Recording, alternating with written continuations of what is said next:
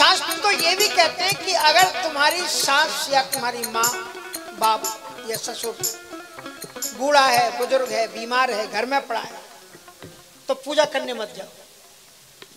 उनके पास में बैठो, भगवान आपकी उस पूजा को स्वीकार कर लेंगे। क्योंकि अपने बड़े बुजुर्गों का ध्यान रखना ये अध्यात्म का चिंतन है। तो जाके प्रिय नराम वैदेही तजिए, तो गुरु न सस्यात, स्वजनों न सस्यात, और पिता न सस्यात, जननी न सास्यात।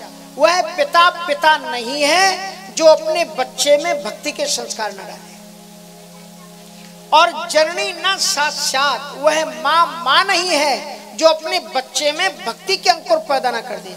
छोटे छोटे बच्चों को अपनी गोद में लेकर के कथा में जरूर जाओ। भले ही आपका बच्चा कुछ न समझे, आपकी गोद में सो जाए, पर आप मंदिर ले जाओ।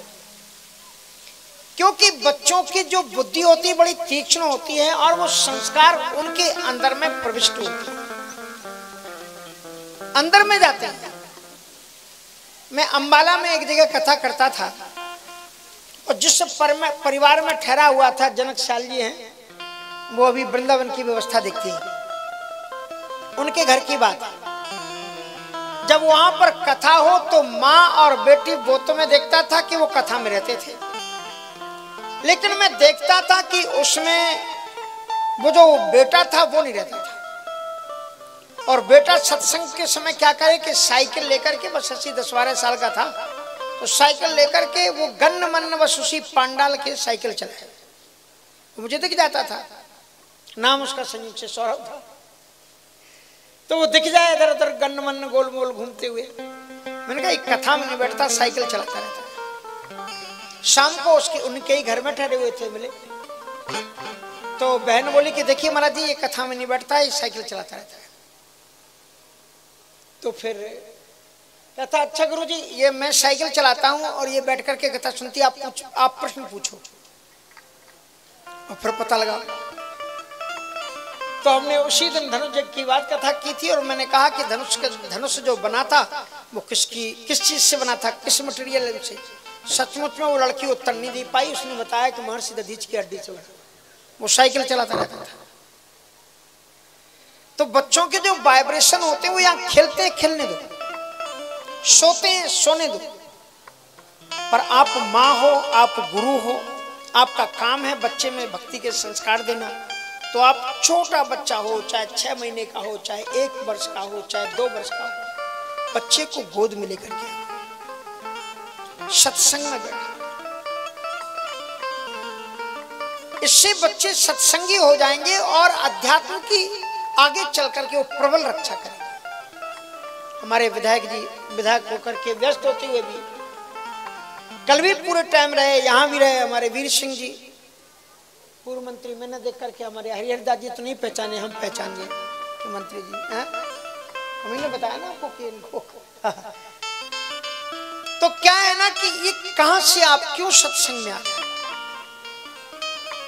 इनके पिताजी का अभी तक हमारे पास में पड़ा हुआ है एक वीडियो, जो कथा राम कथा हुई थी, और उस राम कथा में विधायक जी के पिताजी एकदम मस्ती से नाच रहे थे, नृत्य कर रहे थे। हरिद्वार में जाकर के हमारे पास में रहे, हरिद्वार कुंभ में पहले से ही कह देते थे कि हम आप ही के पास में। तो मैं आपको ये बता रहा हूं कि अगर आपको बचपन से माँ बाप भक्ति करते हैं तो बच्चे अपने आप भक्ति में प्रवृत्त हो जाते हैं। और इसलिए बच्चों को पिता न सस्यात जननी न सास्यात, वह माँ नहीं है जो अपने बच्चे को मंदिर में न ले जाए, सत्संग में न ले जाए। और दैवम न तस्या न पतिच्च सस्या, ईश्वर को छोड़कर के जितने भी देवता हैं वो सब भगवान के उपासक हैं। इसलिए वही देवता है जो भगवान की भक्ति से आपको जोड़े।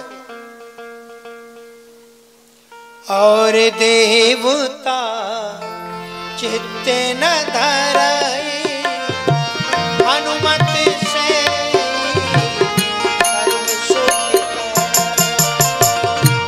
और देवता चित्त न धराई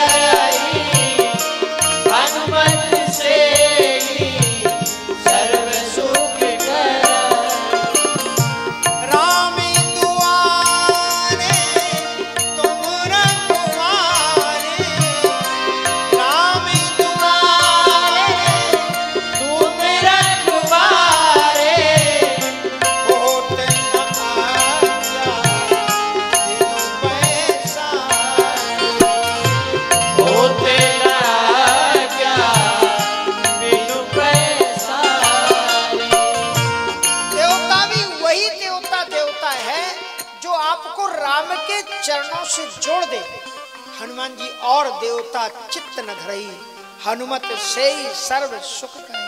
अगर आप हनुमान जी की भक्ति करोगे तो हनुमान जी महाराज आपको राम जी के प्रेम जरूर जगा देंगे। अगर हनुमान जी के भक्त हो और राम का प्रेम आपको नहीं जगा तो फिर कहीं संदेह है। अमेरिका में न्यूयॉर्क बहुत बड़ी सिटी है, सभी ने सुना होगा। आप कभी गूगल में डालना तो उसमें आपको मिलेगा वैदिक हेरिटेज, हनुमान जी का मंदिर। वो जो जिस महिला ने बनाया, शादी हो गई थी वो बाद में, पंजाब की थी, और उन्होंने इतना विशाल अमेरिका जैसी जगह में, बड़े विस्तृत जगह में बनाया हनुमान जी का मंदिर। और हनुमान जी के मंदिर में वो अगर कोई भी कथा करनी है तो मैं नाम नहीं लूंगा, बड़े अच्छे अच्छे वक्ताओं को उन्होंने बीच से कथा बंद करवा दी। अगर आपने हनुमान जी को राम जी का दास कह दिया तो वो बर्दाश्त नहीं कर दी। और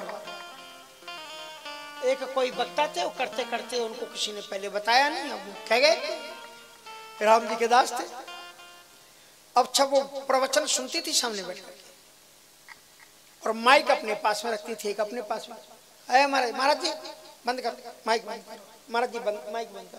और उन्होंने बंद वो कहां से करा, तो जो माइक चलाने वाला था ऑपरेटर, उसको कहा माइक बंद कर। आप लोगों को नहीं बंद कर दो, और उन्होंने कहा माइक बंद करो। ये सत्य घटना है। और वो माइक बंद करवा दी। वृंदावन का इतना प्रसिद्ध वक्ता कि आपको बताएंगे, और दो दो वक्ताओं के साथ उन्होंने ऐसा किया।